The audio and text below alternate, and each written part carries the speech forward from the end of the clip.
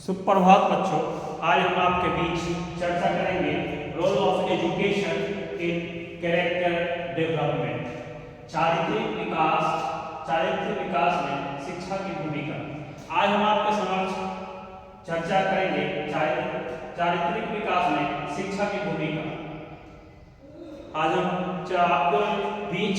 चारित्रिक विकास के संदर्भ में चर्चा करेंगे कि मानव जीवन का आधार शिक्षा के क्षेत्र में चारित्रिक विकास की एक महत्वपूर्ण भूमिका है। और महत्वपूर्ण भूमिका होने के साथ साथ हम महत्वपूर्ण भूमिकाओं के आधार पर हम छात्रों को आंकते हैं। हम आप शिक्षा को तभी सार्थक मानते हैं जब शिक्षा से संबंधित बहुत सारे मुद्दे और चुनौतियों की बात होती है। हम आप उसके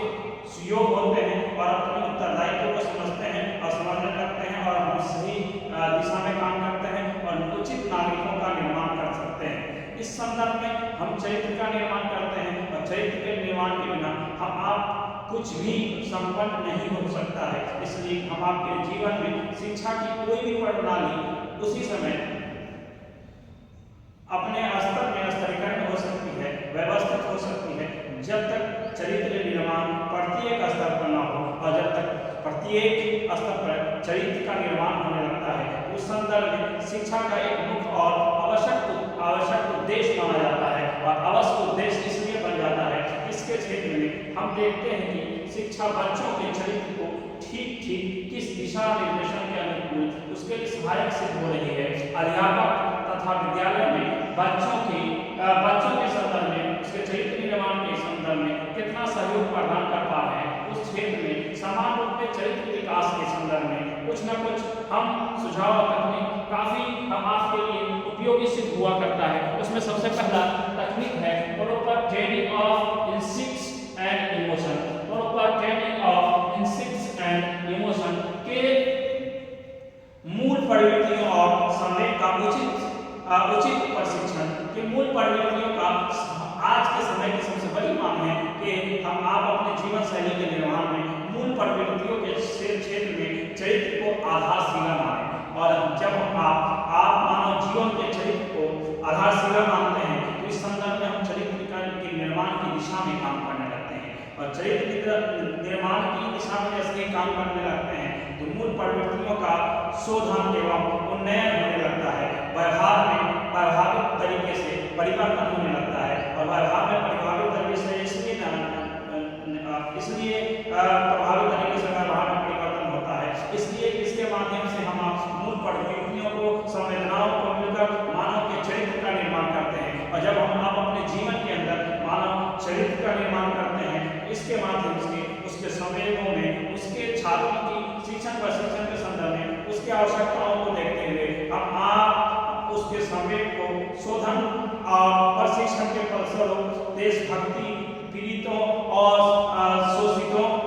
पर दया दिखाने लगते हैं, उससे उपयोगी कार्य करने लगते हैं और उसको मोड़ा जा सके। इस संदर्भ में उसके चरित्र का निर्माण होता है और चरित्र के निर्माण के संदर्भ में हम कोई भी काम भली भांति उसी समय कर सकते हैं जब मूल प्रवृत्तियों और संवेगों का उचित प्रशिक्षण हो, छात्रों के अंदर मूल प्रवृत्ति का उन्नयन हो सके, छात्रों की समस्याओं को समझा जा सके, पूर्व पर उसको ट्रेनिंग दी जाती है ताकि उसके संवेगों का सही देख रखा जा सके। Proper training of instinct and emotions का यही हुआ कि हम सही तरीके से जब हम ट्रेनिंग देते हैं ट्रेनिंग देने के संदर्भ में उसके संवेगों का देखभाल करते हैं, उसके इमोशंस का ख्याल रखते हैं, उनकी समस्याओं को अपनी समस्या समझते हैं और उनकी समस्या को अपनी समस्या समझते हुए उसका समाधान करते हैं। जैसे उसकी समस्या उसका समाधान करते हैं वैसे ही हमारे मस्तिष्क के अंदर इस बात की भूमिका बनने लगती है कि उसके संदर्भ में हम आपको उसके संदर्भ में निर्णय लेने की आवश्यकता होती है। तो हम आपको ट्रेनिंग में उसके लिए एक निर्णय लेते हैं, ट्रेनिंग ऑफ विल पावर। ये ट्रेनिंग ऑफ विल पावर के संदर्भ में हम क्या करते हैं उसका इच्छा या संकल्प शक्ति का प्रशिक्षण हम आप छात्रों की इच्छा और संकल्प शक्ति का प्रशिक्षण करते हैं। ट्रेनिंग ऑफ विल पावर छात्रों की इच्छा और संकल्प शक्ति का प्रशिक्षण उसी समय कर पाते हैं जब हम छात्रों के लिए उचित निर्णय लेते हैं और उचित निर्णय लेने के साथ साथ उचित समय का सदुपयोग करते हैं और उसके माध्यम से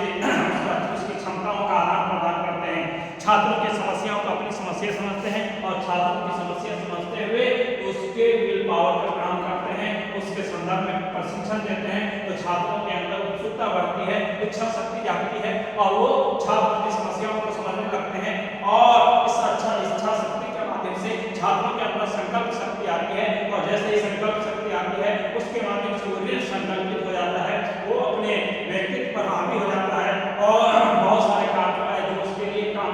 लाभदायक नहीं होते उसको छोड़ने लगता है और बहुत सारे प्रभाव उसके तेज हो जाते हैं, उनका चरित्र उसके अंदर के चरित्र के अंदर जो बुराइयां होती हैं उन बुराइयों को अच्छाइयों पर